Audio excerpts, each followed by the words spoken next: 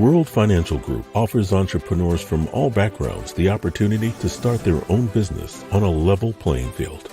Dr. Jana Woodhouse, receiving the WCM Wall Street Pioneer Award by the United Black Wall Street of America, Inc., is one of those entrepreneurs. I see WFG and TFA as a place where African Americans with an entrepreneurial mindset can flourish.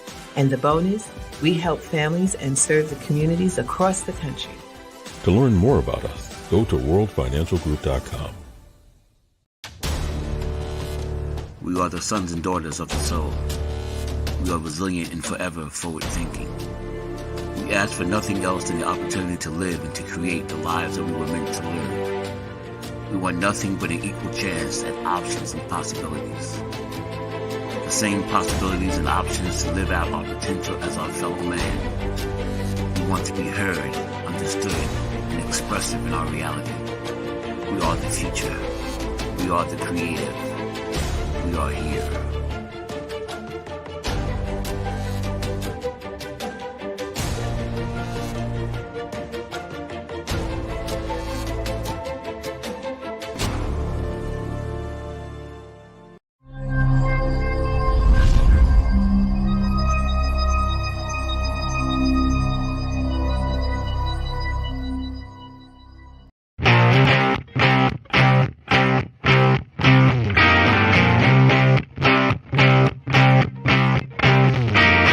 She was told that she couldn't play with the boys.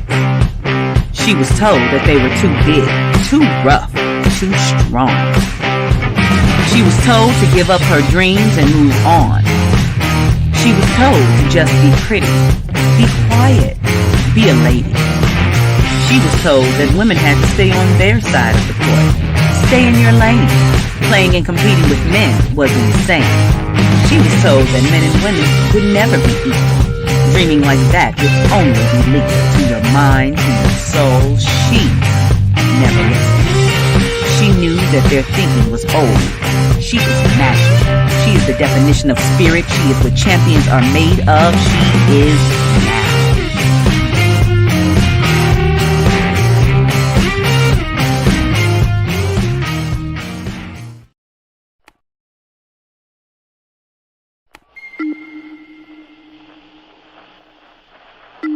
Have you mapped your exit route, your escape plan, your way out of working for a boss, a company, or a wage that doesn't excite you?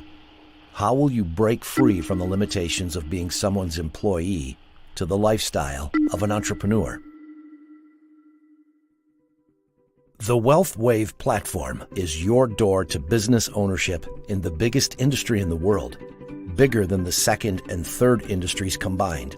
It joins the scalability of team building with the size of the financial industry. With the Wealth Wave platform, you can avoid taking on the financial risks that make some startups unrealistic.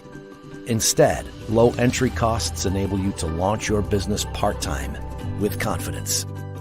From day one, the Wealth Wave platform provides guidance to accelerate training, earn your insurance license, and build a team. A powerful suite of web-based tools and mobile apps make it possible to run your business from home, from an office, or from anywhere. Technology makes it possible to stay organized, take action, monitor sales, and track progress.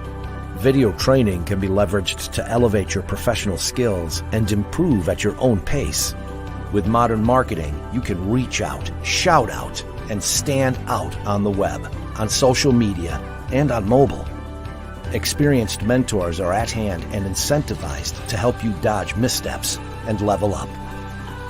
The Wealth Wave platform is designed to help you build your team as fast as your ambition can go.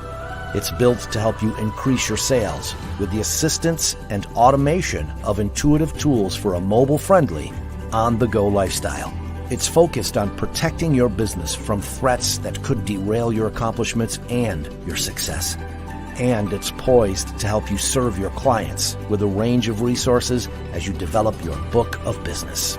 With over a decade of growth, an experienced team of leaders to support you, and the mission to improve financial literacy across North America, WealthWave has a rich history of innovation and industry-defining vision. The WealthWave platform offers you the chance to bring families throughout North America products from some of the industry's top financial services and insurance companies. Whether you're brand new to the industry or an experienced industry veteran, the WealthWave platform is different by design, engineered to scale, and positioned to empower entrepreneurs for generations to come. A year from now, will you occupy the same desk you do today, or will you sit at the head of your own business? Affordable, meaningful, doable. Consider the WealthWave platform as a door to your dreams and your future. It's more than your way out. It's how you'll enter a new era.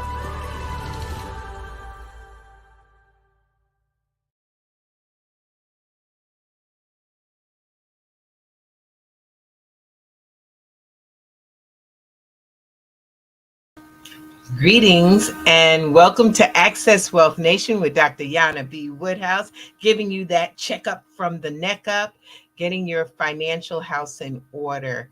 Of course, as you see, my mission this month is on entrepreneurship.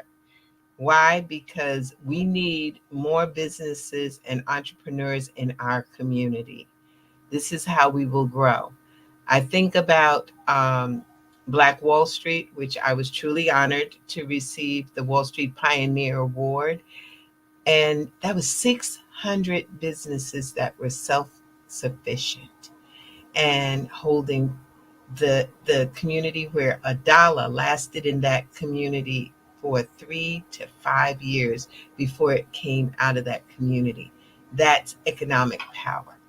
So that being said, to get to that level, you have to reach certain things, such as financial literacy. You know, I definitely promote and believe in financial literacy and bringing forth the elements of it, of investing. You got to know better to do better. And so these are the things that we have to do. Now, I just would like to make announcements. Of course, we have the How Money Works, Stop Being a Sucker book, written by Tom Matthews and Steve Siebold. And also my favorite, all right, I got a favorite because I have a quote in it, is How Money Works for Women. Take control or lose it, and stop being a sucker. So that being said, is if you'd like these books, you do have to, all you have to do is send an email to Anaj Enterprises Inc. at gmail.com, and we will be glad to send you the books. State what book you want. If you want one book or you want both books. Some of you have already gotten some books. So, you know, we want, if you got an extra book, share it. Make sure. Information is so important, but it means nothing if you don't share it, because we need to educate the entire community, just not yourself. And so, as I also say, is that if you have a plan, then you're not planning to fail. So if you don't have a plan, you're probably planning to fail. So to do that, you may want to have a free financial overview. It's called a discovery call. So once you finish reading the book, there's no obligation, but if you'd like to have that free overview, that discovery call that says where I'm at and where I'd like to be, and what's my roadmap to getting there. So by doing so, what you do is that you just give the call to the office, 646-375-2121, and we'll be glad to provide an appointment and tell you what we need so that we can do your roadmap. Now, I saw regarding the both books, I see Ashante, thank you, brother. I need your address to mail them to, because they're not ebooks. They are physical books. So send to Anaj Enterprises Inc. at gmail.com. And I will be glad to send both of these books. As a matter of fact, you might as well share it with your lovely daughter, Autumn. I remember well, even though I haven't seen her since I think she was like 5 years old. But that is definitely, these are the things of our financial literacy. We're going to dig a little deep today on financial literacy with our guest. Also, note that we are broadcast on the Soul City Network, a powerful Black-owned network. And I give all kudos to the owner of Soul City, Matt McCoy, and of course, his marketing specialist, Jasmine Pfeiffer. And also, we are also heard through WHCR 90.3 FM, the voice of Harlem. And so I think that at this point now for 2024, we have a great opportunity to make some changes. And the way to change it is to change your mind. And if you change your mind or change your literacy, you can change your life. And so that's very important in making sure that you get yourself your checkup from the neck up. Also, be glad to share that we're on every Thursday at 6 p.m. and we give you as much as I can in that time frame. I have business owners, I have ideas and concepts, and that's what we're about, is to give enough so that you can get to your level of freedom. If you have any comments or statements or questions, please feel free to put it in the chat, and the producer will get back to me with it so I can answer your questions. But I had a little idea. So I'm starting in 2024. We will have the questions that can be answered, because I know some of you are kind of shy. I'm finding that out the hard way because I get a lot of movement once the show goes off.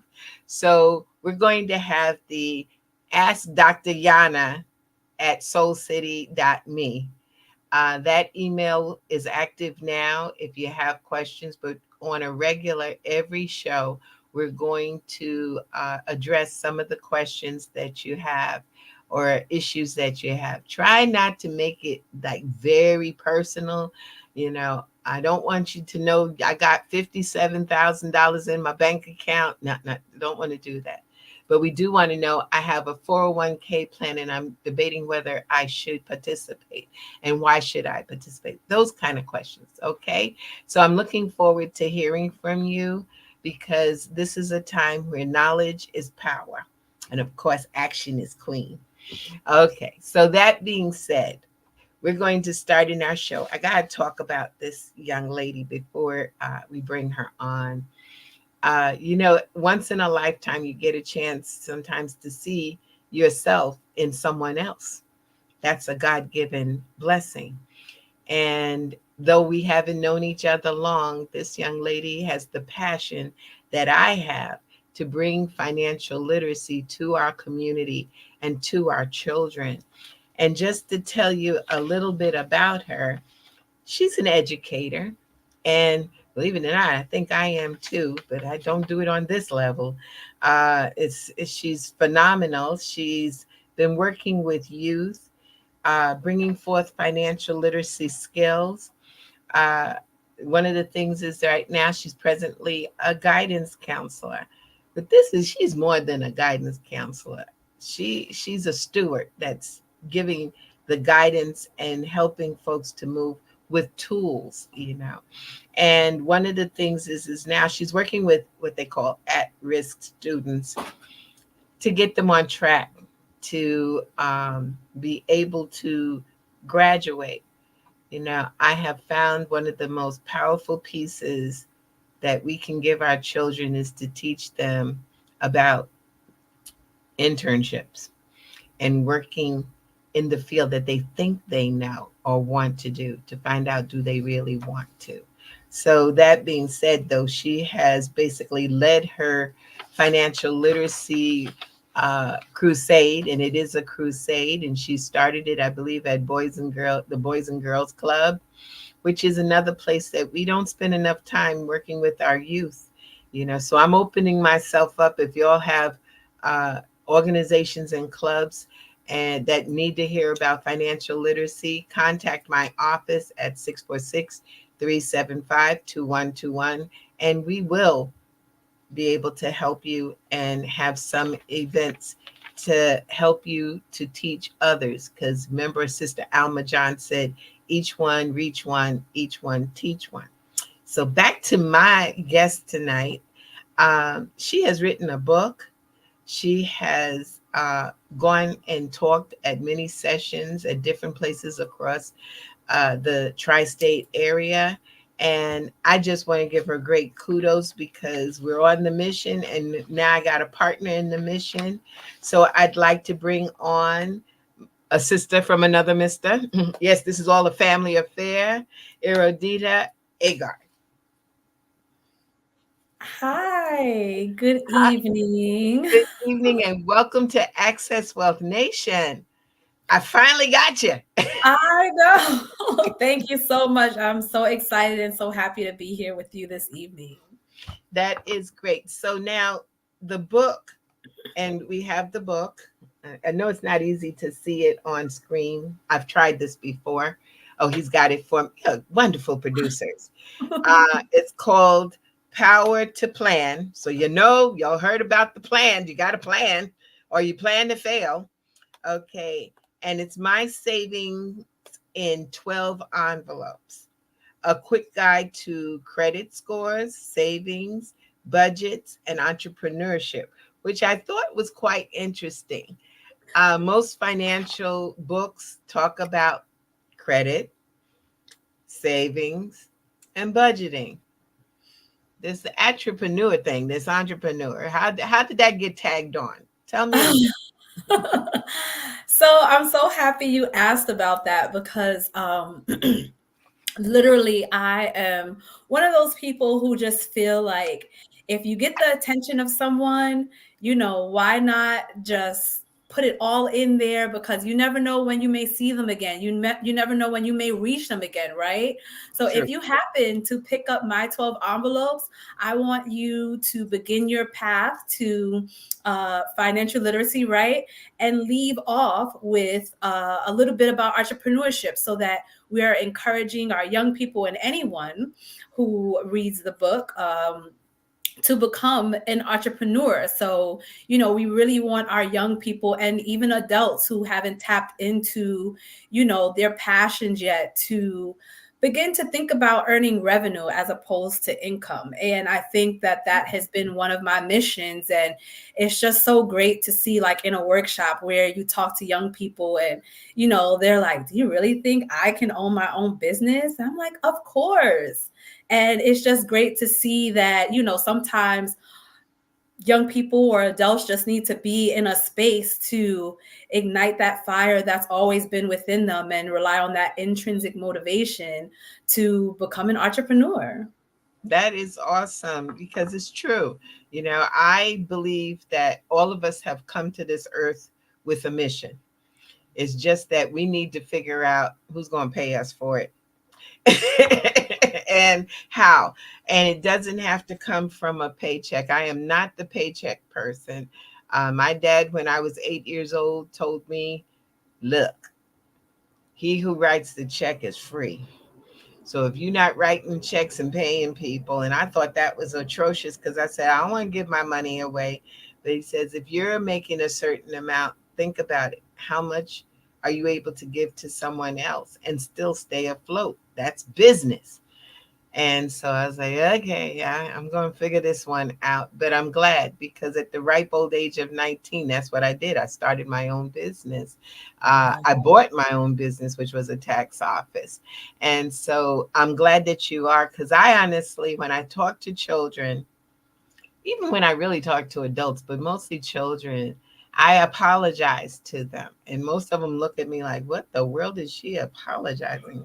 I said, because we told you a lie. We told you you were going to go to school, get a good education, and then you were going to go get a job, and you're going to work on that job for 30 years, and then someone's going to give you half of the money that you earned, but you'll have that for life.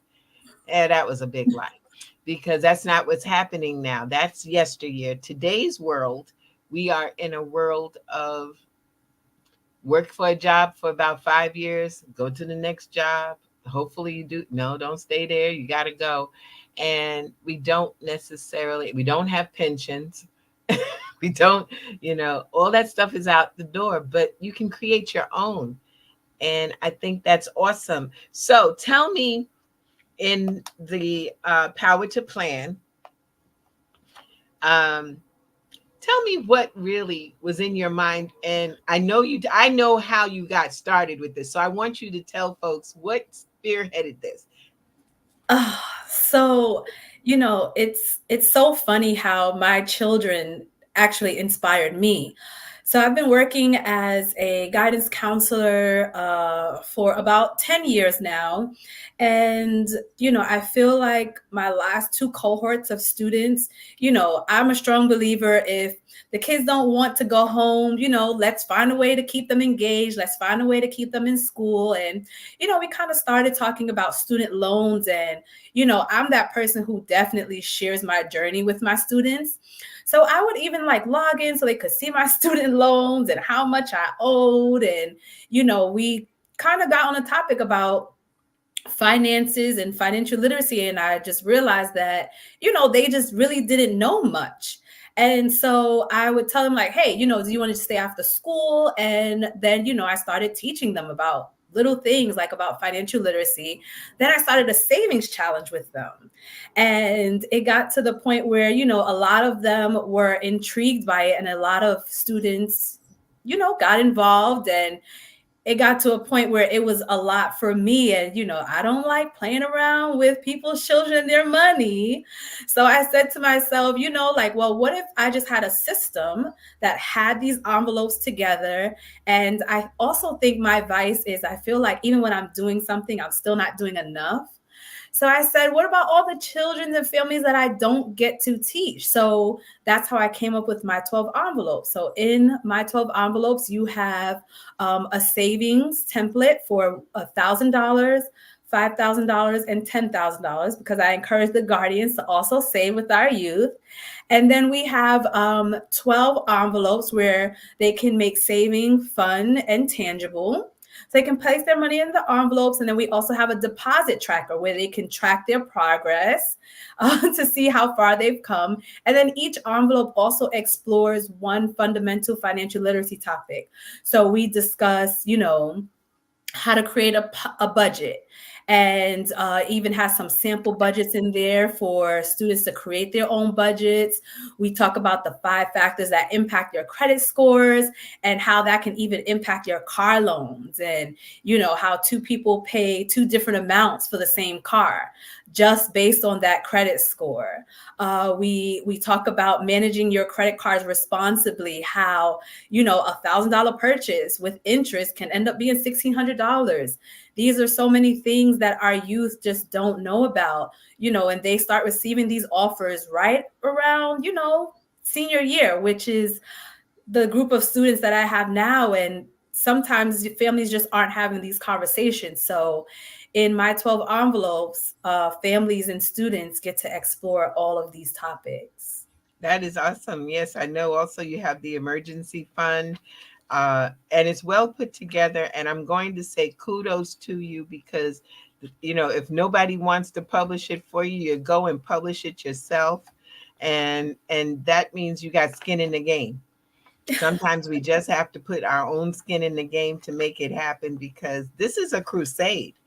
Do you also do classes on the book? Yes. So I must say, I think this summer has just been a remarkable summer. Meeting you and being connected with you, through your brother. It was just like just beyond my wildest dreams. And I think the response to my 2 self-published works has just been so encouraging, because, even hearing you say that it was well put together to this day, right? I think like, oh man, I wonder if somebody will look at it and say, oh, she should have put this in it, or it missed the mark. And, you always like think about those things. So it certainly took a lot of time to select which 12 topics I would explore in my 12 envelopes. And I have had people who hire me and contract me to come and do workshops in schools and churches. Even some adults and families hire me to do like personal sessions with them. So I think overall the response has just been amazing. And it's just so much fun. Like, you know, when they say you should do something you love, I know that this is just something I just love doing. During the summer, my husband looked at me and he said, "You're supposed to be off for the summer. And I feel like you're working more now than you worked during the school year," but it didn't feel that way. I just felt so full throughout the summer. Like I was just doing everything, going everywhere, attending events, like just hosting workshops, facilitating and networking. It's just been an amazing journey. That is so awesome. And I do agree. No, you didn't miss anything because the fundamentals are so important and they're not taught in schools. They say it's about 23 states in the United States that teach financial literacy on any level. And to me, the level that they're teaching it on is just useless because they're teaching how to balance a checkbook. We ain't got no checkbook. Okay, so what are we balancing? Doing a budget, that's good. But right now, the children need to know what they're doing the budget for. And I would say your book is not just for children, it is truly for everyone in the family and adults, because since they haven't been taught, how in the world are they going to be able to teach their children? So it needs to be a family affair. The other thing is that we're looking at what we've been doing in our community. We've done some really bad things to our children, you know, and I call it child abuse. Of course, nobody else would say that. But when parents take the child's social security number and open up Yes. the Con Ed, the telephone bills, and then the worst case is the abuse is they make a mess of it. It's not like, okay, well, we keep it pristine so that when they start that, no, they messed that up too. They messed up theirs. Now they messed up the children's. And now we've got a perpetuation of destruction.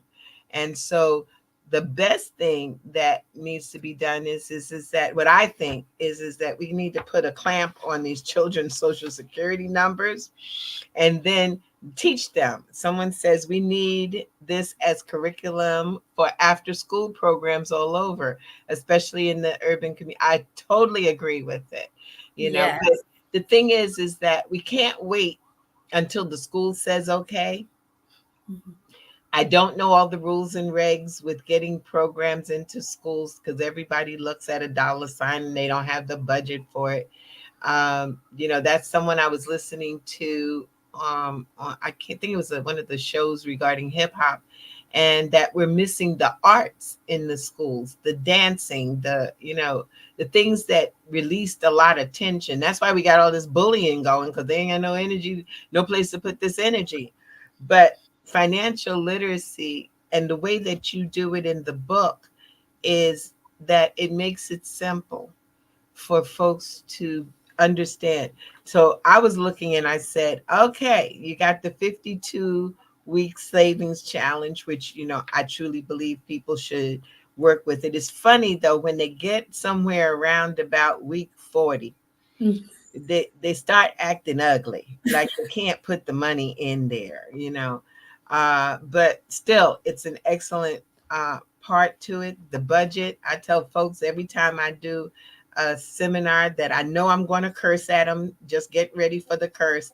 And then I tell them it's budgeting because they think that's a curse, you know, to have to put all of what they're making and then what they're spending in writing. Because I tell them, don't be telling me about these apps. I know apps are out there. That's really nice.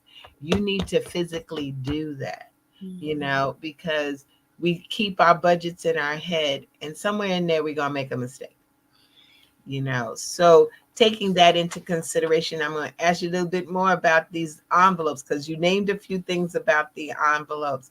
Now, is it that because I saw where you did the seal date? So what is the seal date? This is after you finish everything, or is it while you're doing, what's the seal date? Yes. So, first, I incorporated the $1,000 savings challenge because I was really alarmed to read, a recent report that said only about 57% of Americans have less than $1,000 in their savings account. Mm-hmm. And when you think about that, it's quite alarming, right? So that means that we have about what, like 43% of Americans who can cover like an unforeseen expense, an emergency of like $1,000. And that like really spoke to me because it means that we just aren't prepared, right? So I wanted to lay out for our young people, for our families, for them to see in 52 weeks, if you save just like any amount, right? That's in that challenge, you can make a plan to save your first $1,000. And then we can increase that number from 43%. That is my overall goal, right? And then once you see that you were able to save $1,000, then you can move on to like saving another thousand. Then we can get you to that $5,000 challenge or the $10,000 challenge. And I incorporated those templates just to give our families and students an idea of how possible it is to save this amount of money, right? Because you think about $5,000. Oh my goodness, like I can't even envision it. But now you can with my 12 envelopes, right? And maybe that won't be this year, maybe that won't be next year, but at some point, that is where I want our families to be. And I love that you mentioned the financial literacy in schools, because I think like around like June or July, another 9 states have now made it a requirement that students have to take some sort of like personal finance course as a requirement for graduation. And I feel like New York is behind on that because like thankfully in my school, we do have like a personal finance class. I agree with you. Like these courses everywhere could always be better, but it is a start. But when I Yeah. think about other schools in New York, the students don't see that. They don't have a guidance counselor like me teaching financial literacy, or it's embedded in the curriculum. So we still have a lot of high school seniors graduating in New York without any exposure to financial literacy before they are heading off to college or before they're transitioning into their post-secondary life. And we know like around 12th grade is where they start to get these credit card offers, and then they go and they don't understand that you're not supposed to use more than 30% of your available credit, right? They don't understand that you have to pay that money back. They don't understand that that $1,000 purchase can easily become $1,600 after interest. And now you've almost paid double for that purchase. Like these are the conversations that they're not having. And I think that we really do need policies in place to require this as curriculum in our schools, because as you said, we are doing our students a disservice in New York. And it's very sad and disappointing. And it just makes more work for us, but we'll get there. Yeah, it's, being in the financial capital of the world and not having people financially literate and people not talking about it at the dinner table. Shoot, they don't even have a dinner table. People don't sit at dinner tables. They take their food to, to the TV, but we need to have these conversations. And I know that they've increased the statistics on how many states, but again, it goes into what are you teaching them? Because if you're Exactly. teaching me 1+1 is 2, I kind of got that. Now, every state in the United States has a class on sex education. Well, if that you teaching me something that probably they could work that out themselves. We need to have it where we can put this money behind it. And I know that Sharon Lechter, one of the authors of How Money Works for Women, she did with the Bush administration get legislation that states that the credit card companies are not supposed to send out those advertisements. Now, the thing is, getting them enforced is another story, Right. but they're not supposed to, because she worked with, it was with George W., to have the legislation that they would not be able to send. Because, yes, I had a client of mine who was deep in debt, and she was only like 22 years old. And I was Oh, like, how did you get this way? And she said, well, when I was in high school, they gave me this credit card. And I thought it was great because I was able to buy my books, and then I mhm. could buy some food with it and do stuff with it. I just didn't know I had to pay it back.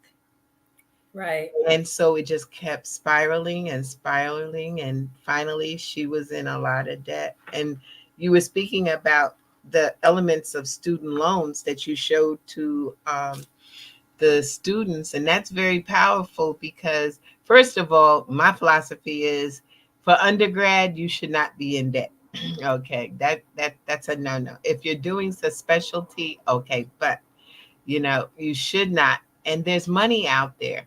There's Candida, which is a website on foundations. There's things. There's like the beautiful Medgar Evers College here in New York. Does anybody know that they can go to school and get a MTA pass and go to school for free? I think too that because a lot of these schools are right in our backyard, working as a senior counselor, Mhm. I have conversations with families where both families and students really look down on our colleges here in New York. But what they fail to realize is people come from other countries to Just attend our CUNY schools. People come from other states that's to right. attend our CUNY schools. And, we are kind of looking down on things and schools that are right in our backyard where our students can attend, like, for free or for little to nothing. And they're just overlooked because they're just right in our backyard. And I share my personal story because Hmm. my husband graduated cum laude from York, and he doesn't have any student debt. And here I am. I went to Ithaca College, which was an amazing college. I had a great experience there, but the tuition was also $42,000 a year, So I was lucky enough to have a lot of grants and scholarships. I left Ithaca with about like $20,000 in loans. So Hmm. considering my education was about maybe like 160,000, I was like, oh, 20,000 is good until it was time for repayment, right? Like, so, I think those are the conversations that we have to have with our students too, to let them know, just like you said, we have a lot of great schools here in New York. We do. And the College of the City of New York, CCNY, is one of the top rated for architects and journalists, but they get no love for it. But yeah, and speaking of student loans, I might as well get on my chopping block for this one too. Is that if you have a student loan, you need to examine it and get it checked out. And if you need help with it, contact our office, because if you don't make a change within that student loan by December 31st, you're stuck with it. And no one's talking about it, but the news is out there. You have to make some type of arrangement, because the moratorium on the student loans was lifted, and they said you gotta pay, but you can make negotiations. There are things and programs out there. I have a wonderful specialist that is phenomenal. She's so worn out right now, but if people are out there, contact my office, because she has made some of those student loans disappear with the programs that are here. And if you work for a city organization or a nonprofit, another way to eliminate how long you've been working for it. I'm going to say the other people, the very wealthy, they set up foundations and then have their children work for the foundation, which is a nonprofit. And then for 5 years after they work there, they're done. Long gone. Yes. So we don't have our own foundations, but we do work in public service. So we need to look at that to see the options. But yes, you can call 646-375 2121 and say you're in trouble, and I can lead you to a person who can help you. I'm all about networking. I know I saw a note up here. It was that most students don't even know how to write a check or to nor read cursive. Right, that just trips me out. I can't understand it. Here we are in 2023. I never Mhm. forget I had an intern a few years ago, and I need to go check up on him and see what he's doing. But I remember he asked me, "Can I write in cursive with for you?" And I was like, "Yeah, you're in high school. You should be writing." So my question was, how do you even deal with the SATs? I know they still have those, and you have an essay, so that means you print the essay. You know, that takes longer. So I'm not clear what's going on in our world today, other than the perpetuation of ignorance to not helping anything.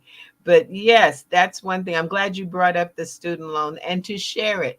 I say, to go to school. Yes, our city colleges and universities are excellent. And when you're dealing with undergrad in today's world, and you as a guidance counselor can tell me whether or not this is true, but you go to undergrad, you graduate, you're most likely going to need to go to grad school. For most people, so depending on the field, you probably will have to attend grad school.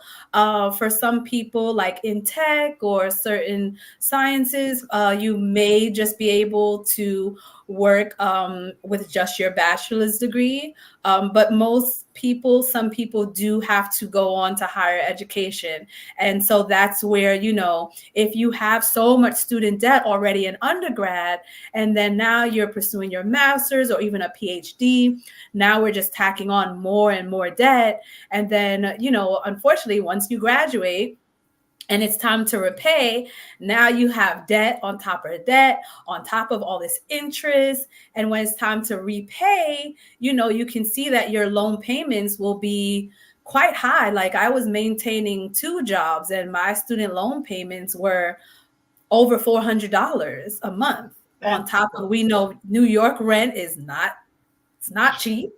So trying to maintain, student debt payments and, paying rent and everything, it can become unmanageable for someone. And then you just feel like you're drowning and you're yeah, sinking before you even, had a chance to enjoy your, to your live. first paycheck in work, and it makes things difficult. So And I it's usually sad because recommend.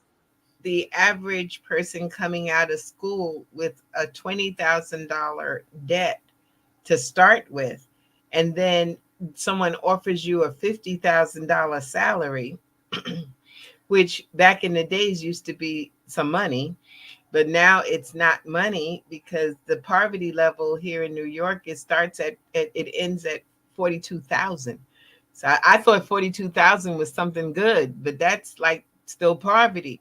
So if that's the case and you're taking $4,800, which you just said, to pay a student loan, well, the average rent here is almost $2,000 for a 1 bedroom. So that's 24,000. Uncle Sam got to get their money. Social Security got to get theirs. Medicare tax, New York State. You don't have any money. You do not. And it's funny, we're talking about rent because I'm also a licensed real estate agent.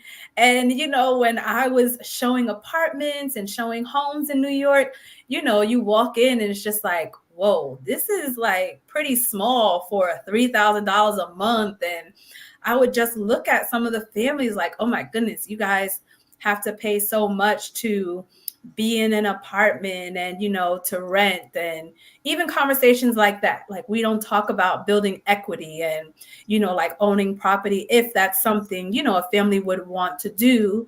But I feel like there's just a lot of conversations that we don't have in schools. I know that even just getting the financial literacy in schools, is a stretch. But I also think that we need to start exploring entrepreneurship in schools as well, because I remember one of the workshops I was contracted to do with Refined and Empowered.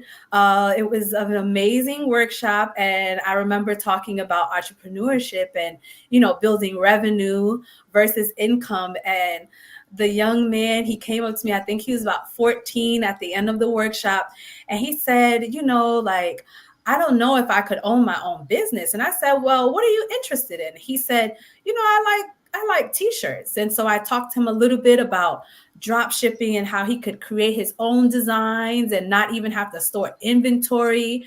And the way his face just like lit up, and he just seemed so encouraged. And I told him that for the rest of the week, I wanted him to try to like watch YouTube videos and do some research so that he can, learn a little more about starting his own t-shirt business. And that was all it took.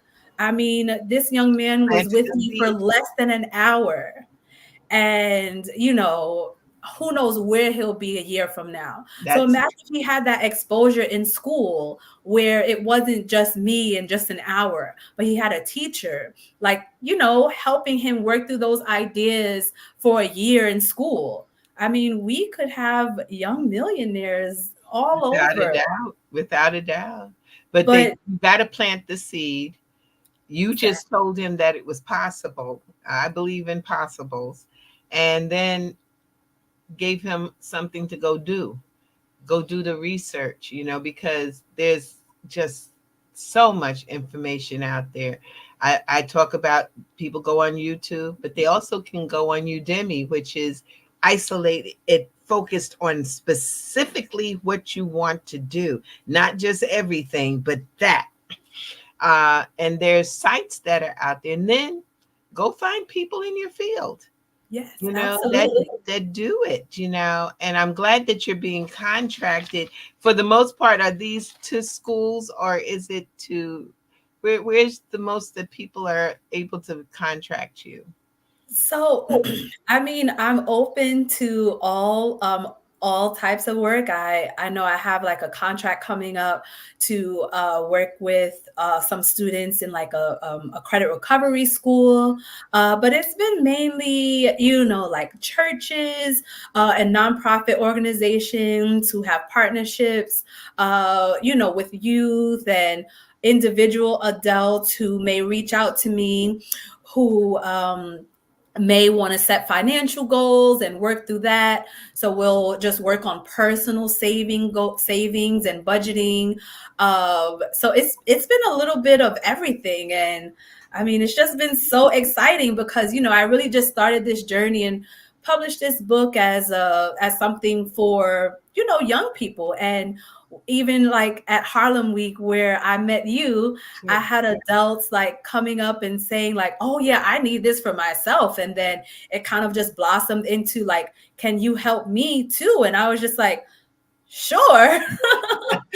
And, like I was just really surprised, but it just shows that there is such a need. And it's like, at the same time, I'm excited, to do the work, but it also, it just makes me sad because I'm just like, oh my goodness, one of my oldest clients, she was about like 32 and had never even heard of an emergency fund.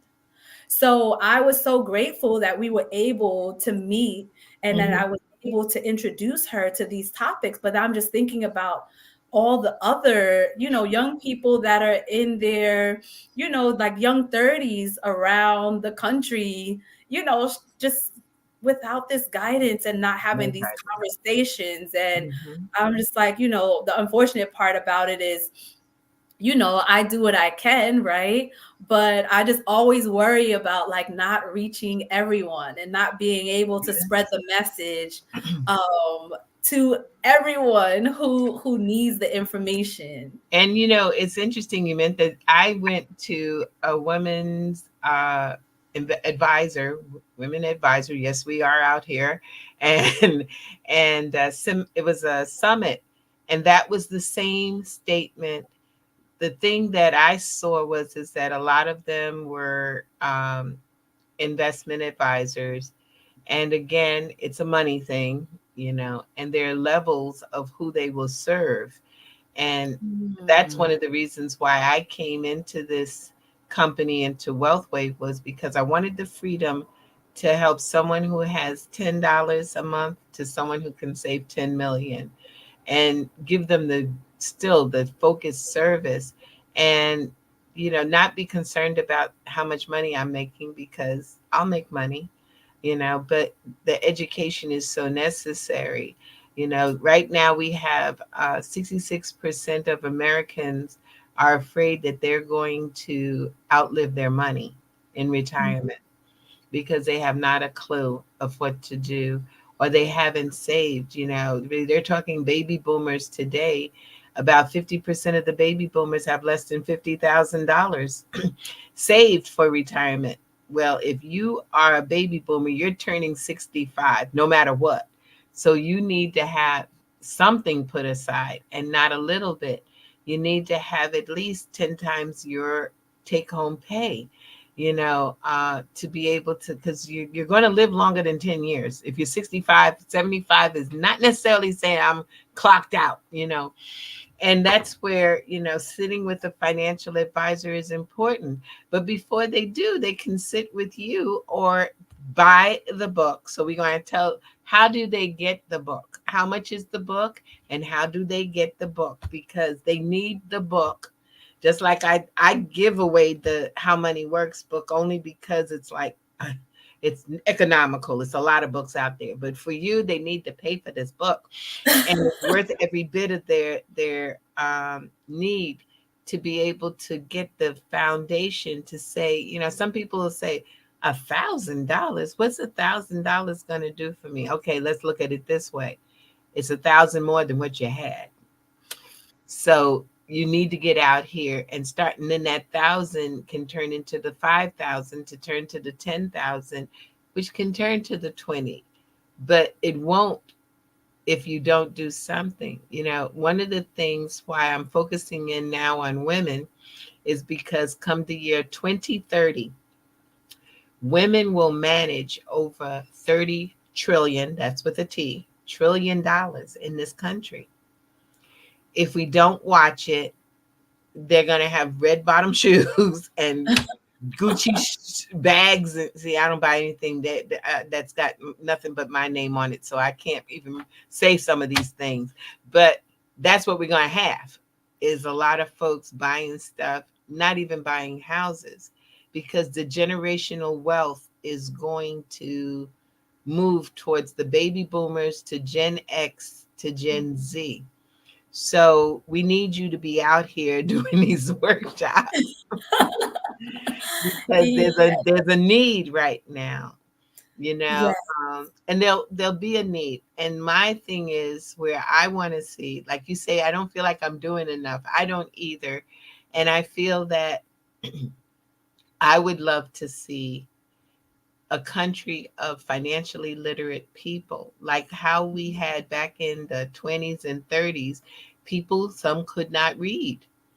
Okay. And they were, and I witnessed it one day, even here on the Grand Concourse near where I live. I watched an older man stand in front of a building, and he looked lost. So I said, "Can I help you? Are you, maybe I can find where you're going." He said, "Yeah, can you read this?" And I was like, okay, it gave a number and the Grand Concourse, but he couldn't read. So he didn't know what to do, and he just stood there. And I said, oh my God, but today that's not the norm. We've got about 1-2% of individuals who are illiterate, but now we have all these people who are financially illiterate. Oh, here's a Yeah. question. How does one build financial security when they're already retired? Mm. You want to handle that one? Well, I mean, I have my thoughts, but I think that you probably would be best to address that one. Well, what I would say is, you need to, first and foremost, I would recommend getting the book and starting with some envelopes, putting the money away, and don't be shameful if you're retired. because while I was working and just started my jobs when I was in my 20s, I had envelopes.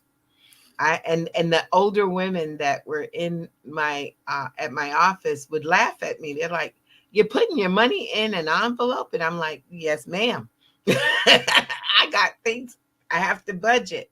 So the answer, in my opinion, to that is get a good financial advisor, do a budget, follow the budget, maybe hire them to be a little bit more stringent on you, and you can build. It's cutting, like what they say, tightening the belt buckle. Yes. You got to tighten, not forever, but for a while, so that you can build some financial security. Also, there are some vehicles out here who you can invest in that would allow you to get unlimited income for the rest of your life. You could get a certain amount of income for a limited amount of years. That's what I wanted to say. And they treat it like almost a secondary pension. So there are things that you can do, and don't go hog wild doing stuff. Stay within the budget, and then make sure you have that financial advisor that you got to sit with every 6 months, or just to look at what you do. What did you do, or what are you doing? So that's my take. But the key is, above all, especially when you talk to young people, is by putting away as little as maybe $120 a month in your 20s, all the way to your 67, which is part of the book, the How Money Works book. By doing so, you would unmask about $1 million. And with $1 million, if you take 4% of that every year, you have unlimited, you build your security and your wealth. I hope that helped you. And then, most of all, get a financial advisor. Yes, absolutely. And I know you had asked before how people can get their copy of my Savings in 12 Envelopes. Yes. So you can order online, www.my12envelopes.com. There I also have my first self-published work, which was the P2P Power to Plan Student Planner. So that actually has a $1,000 savings challenge. It also has a deposit tracker, and then it has, just a way for students and adults to stay organized. We have a weekly planner there. We have a calendar, a monthly calendar as well. And then we also have a to-do list so that you can organize yourself, a projects to complete page. And then we also have an acts of kindness tracker as well. And this was the #1 new release in the academic and counseling category on Amazon when I first published it last year. So that was exciting as well. So this tracker, what does that do? The what was it called? The gift? So it's the same deposit tracker that's in the My Savings in 12 Envelopes. Okay. But it's just on one page, and it has like the $1,000 savings challenge as well. Okay, Just I saw to that. help students stay organized and begin the challenge there, and that can be found on Amazon. Okay, I got it. And I see in here, which I think, because you spent that time dealing with the credit, and to protect their credit on going forward, going backwards, it's like covering all elements of that credit. And of course, I say to all of you out there in the wonderful world of TV and radio, there's a free annual report that you can get every year because you are a U.S. citizen. It is annualcredit.com. Do not pay for it, because it doesn't say free. You don't have to pay for it. But the ones that say free annual credit usually comes with a fee. So don't go to that site. It's your as a U.S. citizen to have a credit report. As soon as you turn 18, you're eligible. So go get it. See what's happening. and then Yeah. sit with the financial advisor.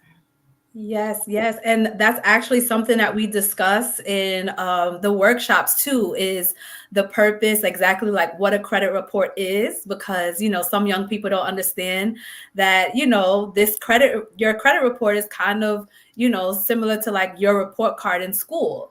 It allows Absolutely. lenders to see, if you can manage your accounts responsibly, and you should check that frequently, at least once a year, because sometimes you can have errors on your credit report.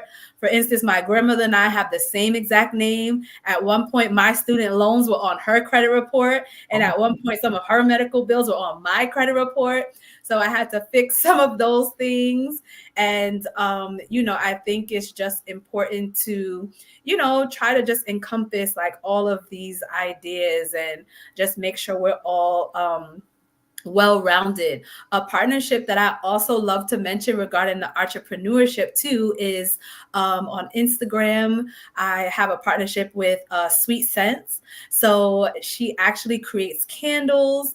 And so I always encourage my young people that, you can start a business with like under $100 with stuff off of Amazon to create like your own body butter business. And with Sweet Scents, she teaches young people how they can make their own candles. She does like candle making workshops so that they can see how simple it is for you to even start your own candle making business. So this is all something that, can be done if, we have like parties who are interested. It can be done. Awesome.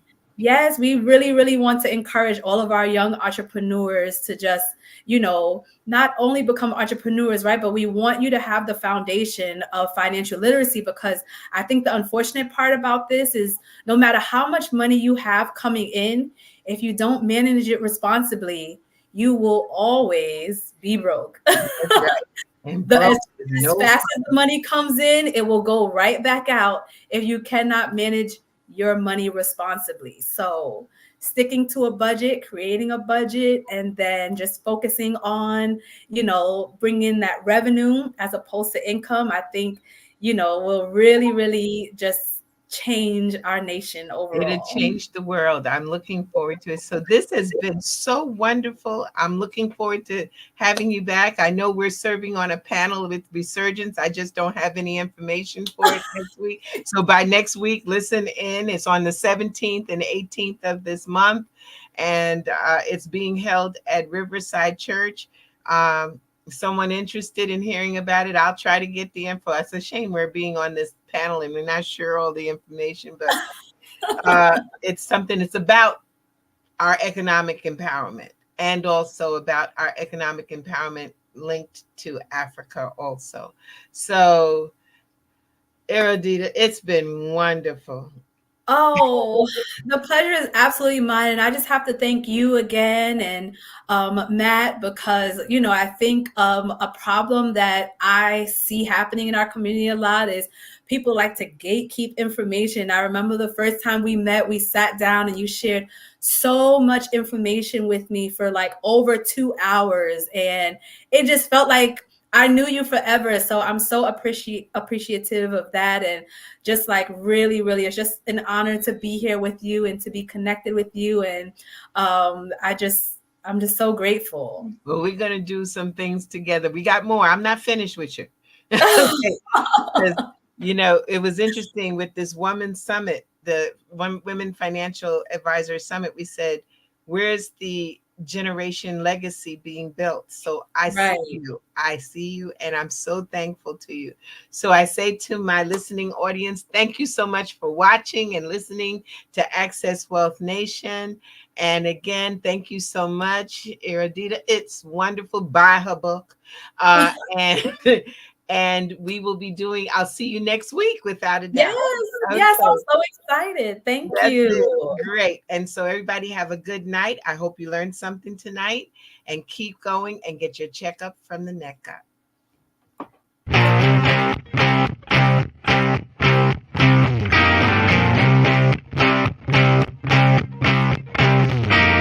She was told that she couldn't play with the boys.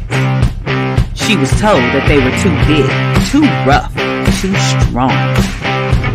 She was told to give up her dreams and move on. She was told to just be pretty, be quiet, be a lady. She was told that women had to stay on their side of the court, stay in your lane. Playing and competing with men was insane. She was told that men and women would never be equal. Dreaming like that would only be linked to your mind, to your soul. She never listened. She knew that their thinking was old. She is magic. She is the definition of spirit. She is what champions are made of. She is